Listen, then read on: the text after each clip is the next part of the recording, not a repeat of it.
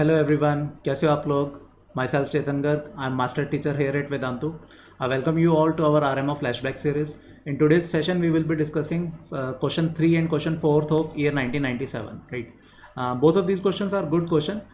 One question is a typical example of greatest integer and fractional part function. Right? It's a typical application of greatest integer function and fractional part function. Right? And one question is from geometry. Right? So before discussing these two questions, I'll just give you one information that currently here at Vedantu, we are running pre-RMO, RMO and INMO batches. For pre-RMO batches, you'll get all the information at our website olympiad.vedantu.com, and the students who have already cleared pre-RMO or RMO, they should mail me their name, their class, their contact number, their address along with the proof that you have cleared pre-RMO or RMO on this email ID chetan.garg@vedantu.com. Those who have cleared pre-RMO, we will simply enroll you to RMO batches, and those who have cleared RMO, we will simply enroll you to INMO batches. Right? All these batches are completely free of cost. You do not need to pay even a single rupee to enroll in these batches. Right? So by this, let's start our session. This is third question of year 1997, and this is a very good application of greatest integer and fractional part function. Right? And the students who have not tried this question yet, I'll sincerely request them to please take 5 or 10 minutes and just try this question. I'm sure you'll be able to solve this question. And still, if you are not able to solve this question, you can anytime come back to this video and watch the solution. Right? So I'll continue with the solution. The question states that we need to solve for a real number, real x, 1 upon greatest integer of x plus 1 upon greatest integer of 2x, that is equal to fractional part. This symbol here means fractional part of x. Right? In general, it is denoted by curly brackets. Right? And we will be using the same symbol, this symbol. Right? This is nothing but x minus greatest integer of x. Right? So left hand side should be equal to fractional part of x plus 1 by 3. Right? This is what we need to prove. Right? So in this particular question, we will be using this symbol only. Right? In spite of round bracket, we will be using curly bracket. Right? And I hope all of you are clear with the meaning of greatest integer function and fractional part function. Right? So one basic property of greatest integer function is gent of x plus any integer. We can take out the integer from the greatest integer. Right? Provided this is in addition. Right? And in this type of question, generally this whole question is being converted to greatest integer and fractional part only. So here this is 2x. We will put 2x will be equal to twice of greatest integer of x plus twice of fractional part of x. Right? Since x is nothing but x is gent of x plus fractional part of x, just multiplied it by 2. Right? So our equation will become 1 upon gent of x plus 1 upon greatest integer of, we can substitute the value of 2x from here, that will be 2 gent of x plus 2 fractional part of x. Right? That will be nothing but, that should be equal to fractional part of x plus 1 by 3. Right? Now according to this property, as we have said, any integer will come out of greatest integer. So we can rewrite this equation as 1 upon greatest integer of x plus 1 upon twice of greatest integer of x plus nothing but greatest integer of twice of fractional part of x. Right? So that is nothing but, that should be equal to fractional part of x plus 1 by 3. Right? So here rest each and everything is fine. Just this is what is creating a little problem. Right? So we will break this question into two parts. Since we know that fractional part of x actually lies between 0 to 1, right? So twice of fractional part of x will lie definitely from 0 to 2. And there are only two integral values lying between 0 to 2, which is 0 and 1 only. Right? So this part can take values either 0 or it can take value 1. Right? So we will make two cases. Case 1, when fractional part of x is basically lying from 0 to half. Why we are taking this case? Because if fractional part of x is lying between 0 to half, then 2 fractional part of x will lie from 0 to 1 and its greatest integer will become 0. Right? So our question reduces to 1 upon gent of x plus 1 upon 2 gent of x, greatest integer of x, right? This is nothing but fraction part of x plus 1 by 3, right? We can club these two things. So again our quotient will convert to 3 upon 2 greatest integer of x, that is nothing but fraction part of x plus 1 by 3, right?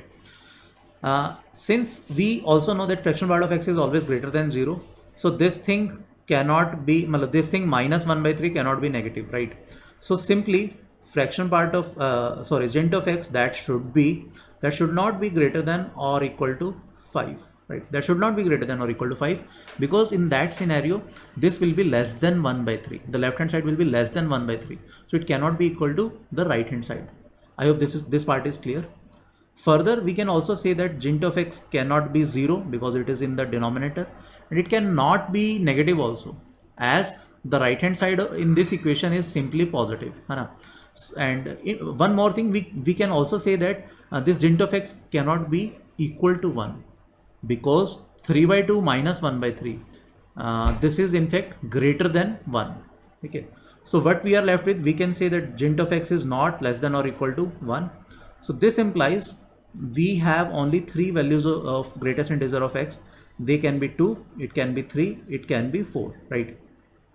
So we will make these, we will check these values, right?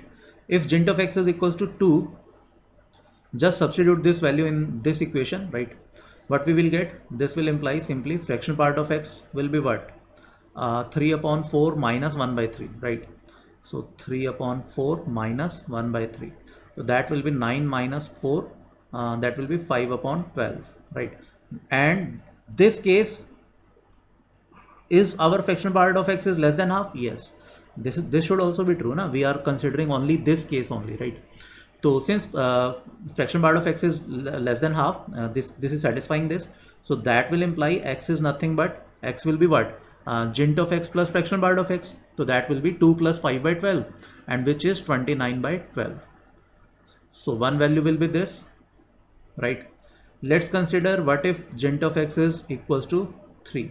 Okay, so this will imply fraction part of x will be how much? It will be half minus 1 by 3, and that is nothing but 1 by 6. So this will imply x will be 3 plus 1 by 6, which is 19 by 6, right? And one more thing, fraction part of x is clearly less than half, so this value is also acceptable, right?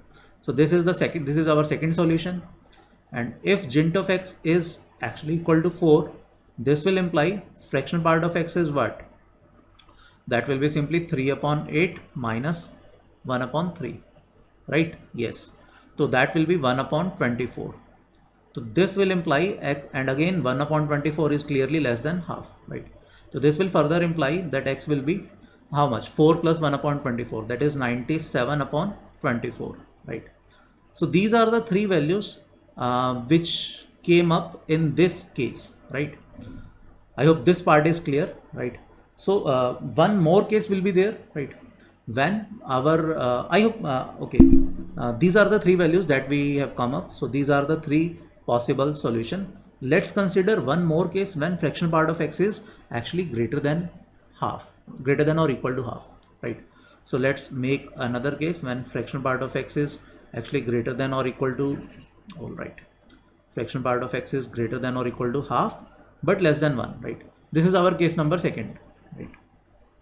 So in this scenario, our original equation was 1. Okay, let's rewrite this equation, right? So 1 upon greatest integer of x plus 1 upon twice of greatest integer of x plus greatest integer of twice of fractional part of x, right? That was equal to fractional part of x plus 1 by 3, right? Again, if fractional part of x is greater than or equal to half, so twice of fractional part of x will be greater than or equal to 1, but it will be less than 2. So its greatest integer will be 1.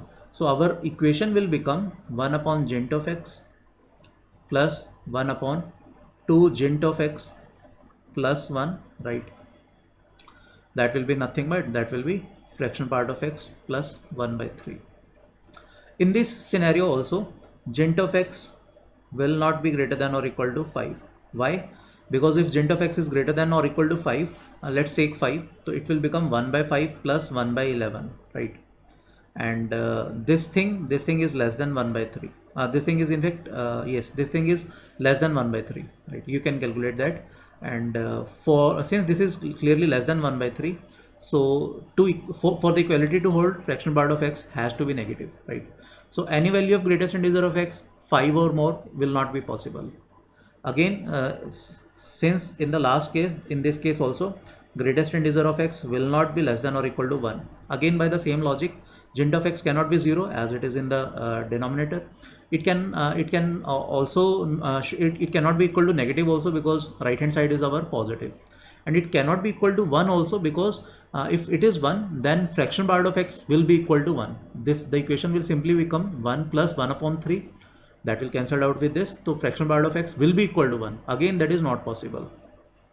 So this whole story implies that again only permissible values of gent of x is 2, 3, 4, right? Why are we again making these cases? Because in this section, in this case, fraction part of x is actually lying between from half to 1, and we have a different equation from the previous one, right? In the previous equation, we have only twice of greatest integer of x, as you can check, right? We have only twice of greatest integer of x here, right? But here it is also plus 1, right? So if gent of x equals to 2, this will imply fraction part of x is actually equal to how much? 1 upon 2 plus 1 upon 5 minus 1 upon 3, right? And this will give us how much? 15 and 30, right? And 15 plus 6, 21 minus 10, 11 upon 30, right? But since fraction part of x has to be greater than or equal to half in this case, right? So this particular value is rejected because fraction part of x is less than half, right? So let's consider the value when gent of x is equals to 3. Let's find what fraction part of x will become now. So this will become 1 by 3 plus this will become 1 by 7 minus 1 by 3, right? This got cancelled out, and again 1 by 7, which is clearly less than half again. So this part is also rejected. Now let's see what will be the fraction part of x when gent of x is actually equal to 4, right? So fraction part of x will be again how much? 1 by 4 plus 1 by 9 minus 1 by 3. As you can see that in this case also fraction part of x is actually less than half. So this value is again rejected, right? So in this case we do not find any new solution. So the only solution to this question will be these three values, right? X will be 29 by 12, 19 by 6 and 97 by 24, right? So these are the three solutions to this question, right? So as you can see, this question is pretty good as far as RMO is concerned. So now let's move to the next question, question number 4th of year 1997, right? All right, so this question states that in a quadrilateral ABCD, it is given that AB is parallel to CD and the diagonals AC and BD are perpendicular to each other, right? We need to prove something. All right, let's make the diagram first. All right, so this says that AB is parallel to CD, as you can see, and the diagonals AC and BD are perpendicular. All right, so these are basically perpendiculars, right? Let's assume this point to be E.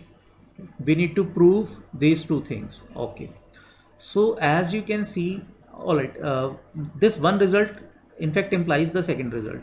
How? Let's assume AD plus BC is greater than or equal to AB plus CD. Let's assume this is true, right?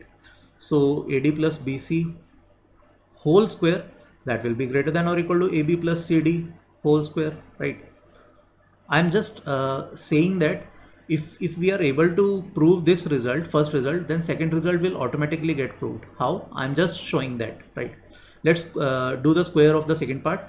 So the whole square will become AD square plus BC square plus twice of AD into BC. As you can see, this value is here also. That will be greater than or equal to, according to second result, that should be greater than or equal to AB square plus CD square plus twice of AB into CD, right? So if I say what is AD square, According to Pythagoras theorem, AD square is nothing but AE square plus how much? DE square, right? And what is BC square according to Pythagoras theorem? It will be simply BE square plus CE square, right? Plus we have this twice of AD into BC, right? And that is actually greater than or equal to what? AB square. AB square will be what? According to Pythagoras theorem. Again, AE square plus BE square, right? As you can see in the right angle triangle ABE. Similarly, CD square will be what? CE square plus DE square, right? And plus this twice of AB into CD. So DE square, these values clearly gets cancelled out, right? So what we are left with, and in fact this 2 will also cancel out with this, what we are left with AD dot BC, that should be greater than or equal to AB dot CD, which is actually the first result, right? So the second, for second result to hold true, first result must hold true. This implies simply if we are able to prove first result, then second result will get automatically proved, right? So we will focus our energy on the first result only, right? So let's try to prove the first result. AD dot BC, that is greater than or equal to AB dot CD, right? Since these triangles are, diagonals are perpendicular, and since they are perpendicular, let's assume, okay, let's prove this question by coordinate geometry. We haven't used this once, right? So let's assume EA to be x-axis, right? And EB to be y-axis. As these are perpendicular, okay, my drawing is very bad. Consider this as a straight line, right? This is not a curved line. Let's assume EBY as collinear, and this is a straight line, right? Let's assume the coordinates of A is A comma 0, right? And coordinate of B is 0 comma B, right? And let's assume the coordinate of D is 0 comma minus K times B, right? We can assume that because this K can be anything, right? Here K will be positive as we have already taken the negative sign. And since AB and CD are parallel, right? So coordinate of C will be simply equals to minus K comma 0. Why? Because CE upon D, that should be equal to AE upon BE, right? As these AB and CD are parallel, so we can say these two are these two angles are equal, and these two triangles are similar triangles, right? And since they are similar triangles, we can say that AE upon BE, that will be equal to CE upon D. So this simply implies us with these coordinates, right? I hope this part is clear. Or you can also calculate the slope part. Since these two lines are parallel, so their slope must be same. Its slope is B upon A, and again its slope is also B upon A, right? Alright, so what is AD? According to distance formula, AD will be nothing but A square, okay. If this is true, we can also say that, we can also prove that if AD square into BC square, that is greater than or equal to AB square dot CD square, then we are done, right? Because AD, BC, AB and CD, these are only the lengths, so their square will also have the same inequality, right? So let's prove this thing. So what is AD square according to distance formula? That will be A square plus K square B square, right? And what is BC square? Again, according to distance formula, that will be nothing but B square plus KA square, right? If we are able to prove that this thing is greater than or equal to AB square, which is A square plus B square, and CD square. CD square is nothing but KA square plus KB square, right? Okay, that will be K square here, right? And again here it will also be K square. My mistake, sorry, right? If we are able to prove this inequality, then we are done, right? Let's just open up the factors. What we will get? A square B square plus K square A power 4, right? Plus K square B power 4 plus K power 4 A square B square, right? This is on the left hand side. That should be greater than or equal to, according to us, if we are able to prove this thing, then we are done, right? So this is nothing but K square A power 4 plus K square B power 4 plus K square A square B square plus B square K square A square. Okay, so that will be twice of K square A square B square, right? As you can see, this can be cancelled out with this, and this can be cancelled out with where? This, right? So we actually need to prove that A square B square, this thing, plus this, plus that is K power 4 A square B square minus this thing, that is twice of K square A square B square. we actually need to prove that this is greater than or equal to 0. And as you can see, this is nothing but AB minus K square AB whole square, right?